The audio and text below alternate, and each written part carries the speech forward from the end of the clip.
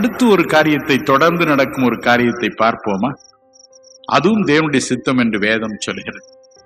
1 தெசலோனிக்கேயர் 4ஆம் அதிகாரம் 3ஆம் வசனம் அப்படி சொல்கிறது. கேட்போமா?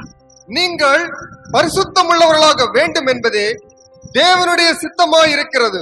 நீங்கள் பரிசுத்தமுள்ளவர்களாக வேண்டும், அதுதான் தேவனுடைய சித்தம். நாம் சொன்னோம், ஆண்டவரே பாவியான மனுஷன்ப்பா, ஆகவே தேவன் சொல்கிறார், நான் உன்னை ஏற்றுக்கொண்டேன், உன்னை ஸ்வீகார புத்திரனாக ஏற்றுக்கொண்டேன், ஸ்வீகார புத்திரியா ஏற்றுக்கொண்டேன், இனி நீ என்னுடையவள், தேவனுடைய வீட்டை சேர்ந்தவன், கவலைப்படாது, என்றாலும் நான் உன்னை சுத்தம் பண்ண வேண்டும். லேவியராகமம் 22:32 அவர் சொல்கிறார், நான் உங்களை பரிசுத்தமாக்குகிற கர்த்தர். 1 பேதுரு 1:16 சொல்கிறார், நான் பரிசுத்தராய் இருக்கிறது போல, உங்கள் தகப்பனாகிய நான் பரிசுத்தராய் இருக்கிறது போல, என் ஸ்வீகார புத்திரராய் இருக்கிற நீங்கள், நான் தத்து எடுத்துக்கொண்ட புத்திரனாய் புத்திரியாய் இருக்கிற நீங்கள் ஒவ்வொருவரும் பரிசுத்தமாக வேண்டுமே, எனவே நானே உங்களை பரிசுத்தமாக்கட்டும் என்று சொல்கிறார். நாமே நம்மை பரிசுத்தமாக்கிக் கொள்ளவே முடியாது. அவர் சொல்கிறார், என் சித்தம் நீங்கள் பரிசுத்தமுள்ளவர்களாக இருக்க வேண்டும் என்பதை. நான் சிறுவனாய் இருக்கும் பொழுது என்னுடைய தகப்பனார் ஒவ்வொரு நாள் மாலையில் இரவில் வெளியே போய் வரும் பொழுது, மாலை மயங்கும் நேரம் வரும் பொழுது ஒரு பாக்கெட் அல்வா வாங்கி கொண்டு வருவார். எனக்கு அல்வா என்றால் அவ்வளவு பிரியம், எனவே தினமும் வாங்கி கொண்டு வருவார். அவர் வரும் வரைக்கும் நான் தெருவில் விளையாடி கொண்டு இருப்பேன். என் தகப்பனார் அந்த தெருக்கோடியில் வருவதை பார்த்து விட்டால் போதும், ஒரே ஓட்டமாய் அப்பா என்று கத்திக்கொண்டு ஓடுவேன். அவர் மேல் உள்ள அன்பினால் அல்ல, அல்வாவின் மேல் உள்ள அன்பினால்.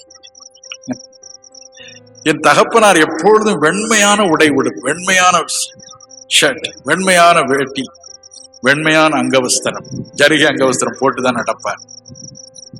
அதே வேகத்தில் போய் நான் அவரை தழுவிக்கொள்வேன், அவரும் தூக்கிக் கொள்வார், திட்டுவார், முட்டாள். தினம் நான் சொல்றேன், இந்த புழுதியில விளையாடாதுன்னு, புழுதியில தான் விளையாடுவான் என்பார். என் கையில இருக்கிற அத்தனை புழுதியும் அந்த வெள்ளை சட்டையில பட்டா எப்படி இருக்கும், அந்த தோற்றம் எப்படி இருக்கும், நீங்களே யோசித்து பார்த்து கொள்ளலாம். என்றாலும் கோபிக்க மாட்டார்.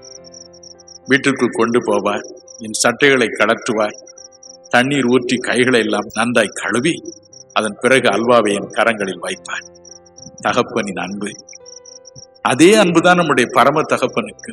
எனவே அவர் சொல்கிறார், நான் உன்னை பரிசுத்தமாக்கட்டப்பா.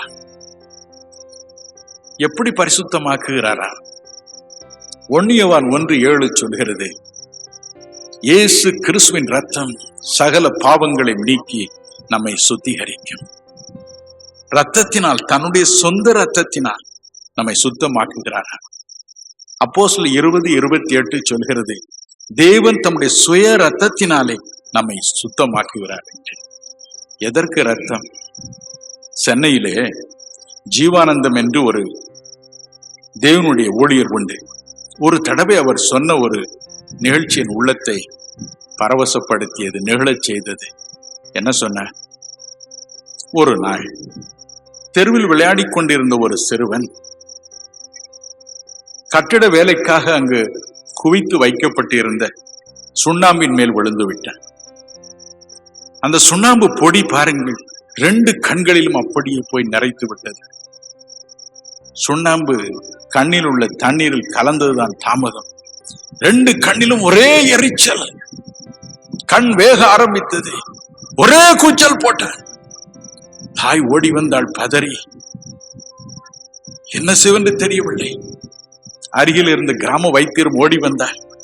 அவர் சொன்னார், எம்மா, ஒண்ணுதான் செய்ய முடியும், ஆடையாவது மாடையாவது வெட்டி அந்த ரத்தத்தை அந்த கண்ணில் ஊத்திக்கிட்டே இருக்கணுமா. இந்த ரத்தம் 2 வேலை செய்யும், கண்ணு வேகாம பார்த்துக்கிடும், அப்படியே அந்த சுண்ணாம்பை ஒதுக்கி ஒதுக்கி கொண்டாந்துடும். எங்கேயாவது ஒரு கோழியாவது ஆட்டையா மாட்டையா கொண்டா இருந்துச்சு. இந்த தாய் சொன்னார், கோழிய மாடை எங்க போய் நான் தேடுவேன், ஐயா என் விரலை வெட்டுங்க, அதுல வர ரத்தத்தை என் பிள்ளை கண்ணில் ஊத்துங்க. வேறு வழியின்றி விரலின் ஓரத்தை வெட்டினார். ரத்தம் தாரை தாரையாய் வழிந்தது. தாய் மனதார அந்த ரத்தத்தை அந்த குழந்தையின் கண்களை ஊற்றினார். மகனே, எரியுதப்பா, நல்லா இருக்கா? நான் ஊத்துறது நல்லா இருக்காப்பா? எரியுதா? இன்னும் போதுமா? இன்னும் ஊத்தணுமா? ஊற்றிக்கொண்டே இருந்தாள். அவன் நல்லா இருக்குமா என்று சொல்லும் பிறகு தேவனும் அப்படித்தான் மனிதனாய் இறங்கி வந்தார். சிலுவையில் பரிதாபமாய் வாழ்ந்தார். காரணம் அவருடைய ரத்தத்தை நமக்காய் சிந்துவதற்காய். வேதம் சொல்கிறது லேவியர் 17:11 மனுஷனுடைய ரத்தத்தில் அவன் ஜீவன் இருக்கிறது.